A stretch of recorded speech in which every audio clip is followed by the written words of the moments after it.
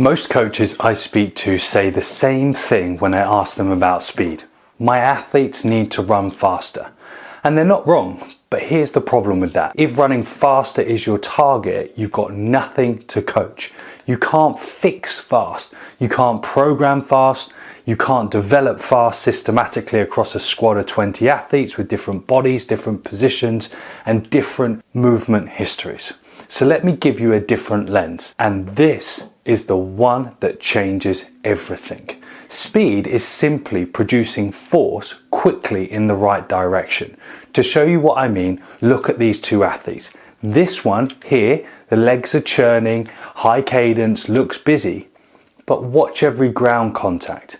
Every step is almost directly underneath them, and they're not going anywhere fast. Now look at this one, fewer steps, but every single contact is driving the body forward into space. Same time, completely different outcome. The difference here isn't effort. It's not even fitness. It's what's happening in that moment.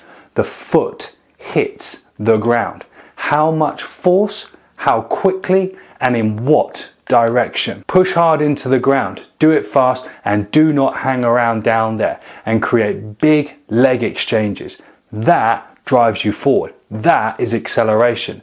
That's where you'll see most clearly, and that's what we're going to build everything from. So the question becomes, what actually influences your ability to do that? Now, most coaches know strength matters for speed, and they're right, it does. But here's where it goes wrong. The gym becomes the answer to everything. Athletes aren't getting fast, more squats, speed sessions aren't transferring, heavier deadlifts, and for a while that actually works. Because in the early stages, every kilogram of strength you add converts almost directly into speed. But then something happens.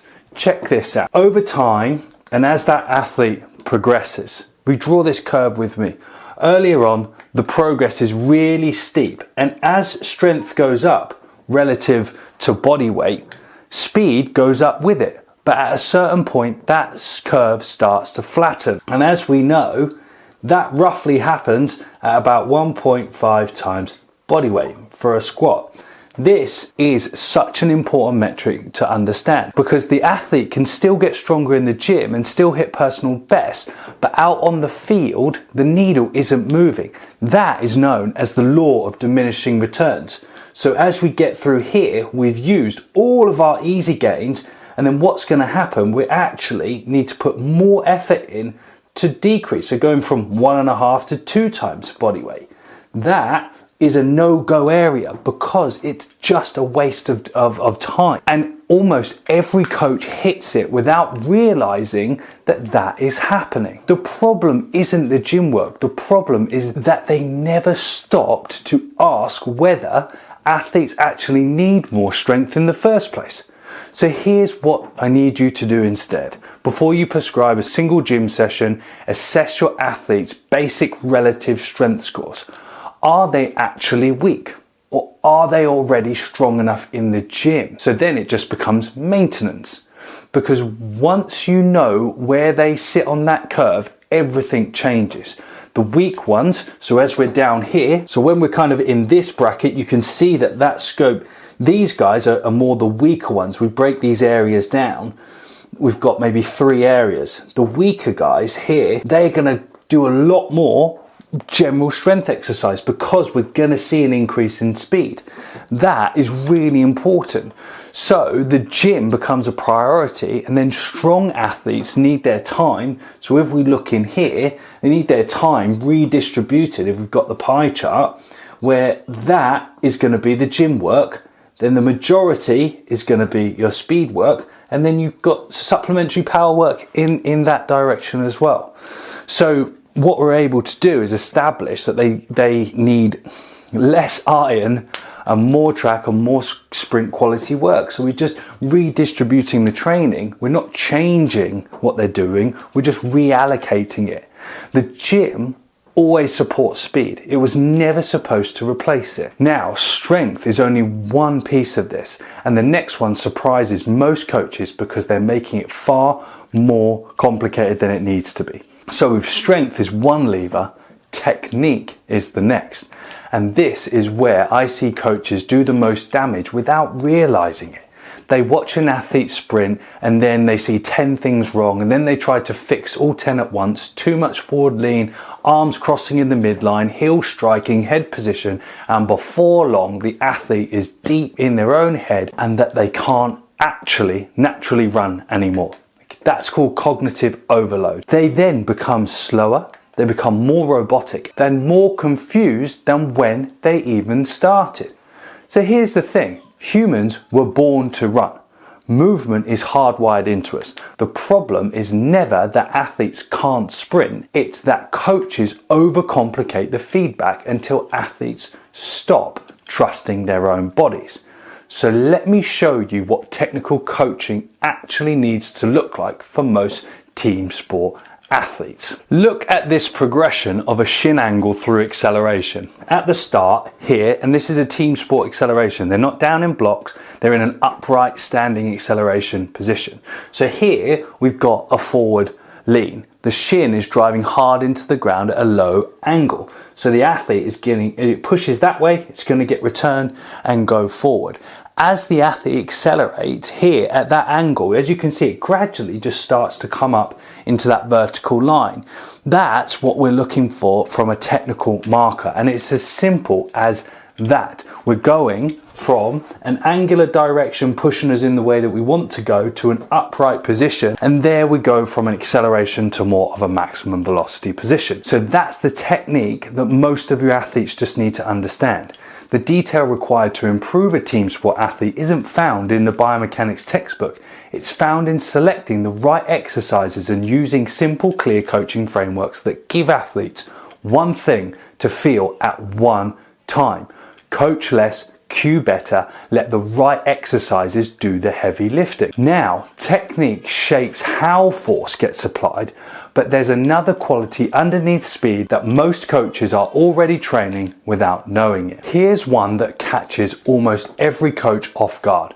When I ask coaches how they train elasticity, most of them either go blank or they start talking about versions that they think are plyometrics, like box jumps or hurdle hops, or a separate block of jumps tacked onto the end of a session. And look, plyometrics do have their place. I'm a massive advocate of these, but the idea that elasticity is separate and a siloed quality sitting in its own training box waiting for us to do its own dedicated session is really harmful, and where coaches waste so much time and truly miss what is actually happening in the process of sprinting. Because every single time your athletes sprint, they've already been training elasticity. So let me draw this out for you. Here we have strength, power, elasticity. These are three separate training qualities, three separate things to worry about. That's how most coaches think about physical development. Now, look at this. Speed connects directly to this, because in the development of speed and using speed variations, we indirectly train and develop strength, power, and elasticity. They feed all into the same thing. So speed isn't sitting next to these qualities, it's sitting above them. It's like the umbrella that pulls them all together. And every time your athletes sprint, every time they put their foot on the ground and drive it into space, they're developing all these qualities simultaneously. The perspective shift that many coaches need to make is just because we can't see the strength number improve doesn't mean that strength isn't improving. The specificity of strength is improving, and I've got evidence in cases where we barely did any gym strength work but achieved lifetime best in the gym when we did more explosive speed work.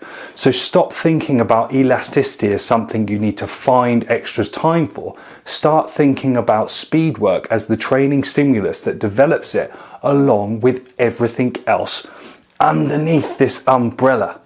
That changes how you program, it changes how you prioritize, and it changes how you think about what a speed session actually is doing for your athletes. Now, Here's where it gets counterintuitive, because the next quality is all about slowing down to get faster.